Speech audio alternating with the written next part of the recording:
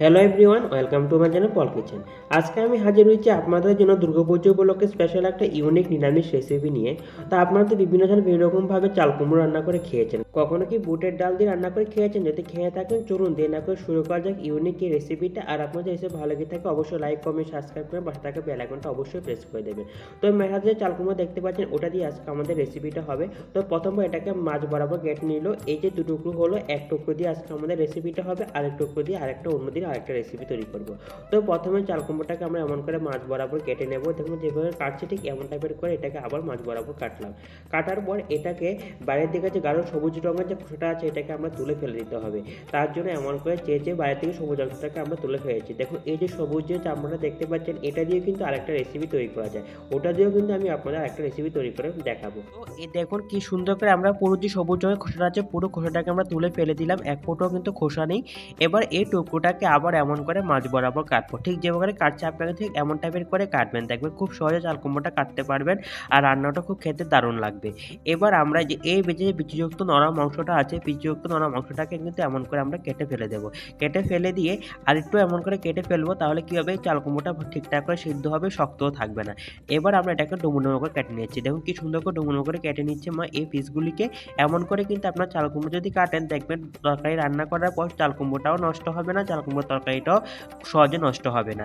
দেখুন কি সুন্দর করে কেটে নিল চাল কুমড়োগুলিকে। এবার আমরা এমন করে পুরো চাল কুমড়োটা কেটে নিচ্ছি। আর এই যে দেখতে পাচ্ছেন যে চাল কুমড়োর ভিতরে যে বিচিযুক্ত অংশটা আছে এটা কিন্তু ফেলবে না, ওটা দিয়েও কিন্তু আরেকটা রেসিপি তৈরি করা যায়।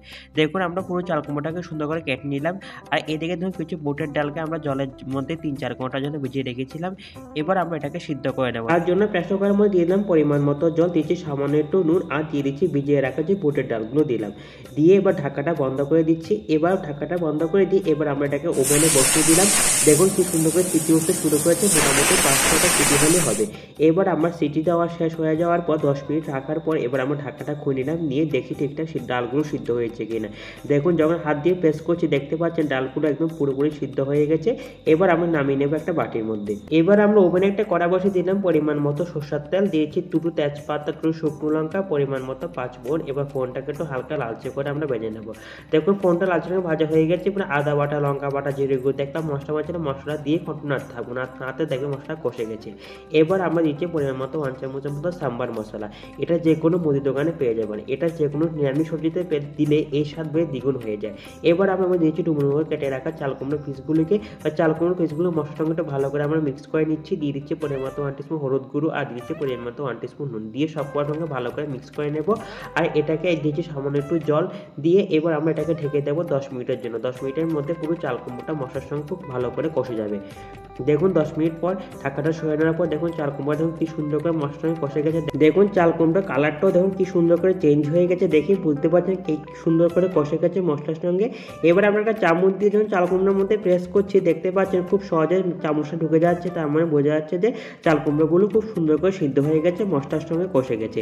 এমন করে যে চাল কুমড়োগুলোকে আগে একটু মশলার সঙ্গে ভালো করে কষিয়ে নেন, তাহলে কি হবে চাল কুমড়োর ভিতরে মশলাটাও ঢুকবে, সবজিটা খেতেও ভালো লাগবে। এবার আমরা এর মধ্যে সিদ্ধ করে রাখা যে বুটের ডালটা দিলাম, দিয়ে সবকটা বুটের ডালগুলোকে মশলার সঙ্গে একদম ভালো করে আমরা কষিয়ে নেব। দেখুন বুটের ডালগুলো সঙ্গে ভালো করে কষে গেছে। এবার আমরা ভেজে রাখা আলুগুলো দিয়ে দিলাম। এই আলুগুলিকে কিন্তু আমরা ডুমো ডুমো করে কেটে সিদ্ধ করে ভেজে তারপর সবজি দিয়েছি। আপনারা সবসময় একটা কথা মনে রাখবেন, নিরামিষ সবজিতে আলুগুলিকে যদি ভেজে সিদ্ধ করে দেন না এই স্বাদ বেশ দ্বিগুণ হয়ে যায়। তো সবকটা প্রকার মশলা সুন্দর করে কষে গেছে। এবার আমরা গ্রেভি তৈরি করার জন্য দিলাম পরিমাণ মতো জল। জলটা দিয়ে এটাকে ফুটতে হবে মিনিমাম 5-10 মিনিটের জন্য। দেখুন 5-10 মিনিটের মধ্যে সবজিটা কি সুন্দর তৈরি করা হয়ে গেল। আর গ্রেভিটাও ঠিক এমন টাইপের গামাখা টাইপের হবে গ্রেভিটা, এর থেকে কিন্তু বেশি হবে না। তো এই রেসিপিটা নিরামিষ দিনে পুজোর সময় যদি ভাত বা রুটি বা লুচির সঙ্গে যদি পরিবেশন করেন না দেখবেন নিরামিষ দিনটাই পুরো জমে যাবে। তো আপনারা কিন্তু অবশ্যই পুজোর সময় একবার রেসিপিটা বাড়িতে ট্রাই করবেন, আর কেমন হয়েছে অবশ্যই কমেন্ট করে কমেন্ট বক্সে লিখে জানাবেন।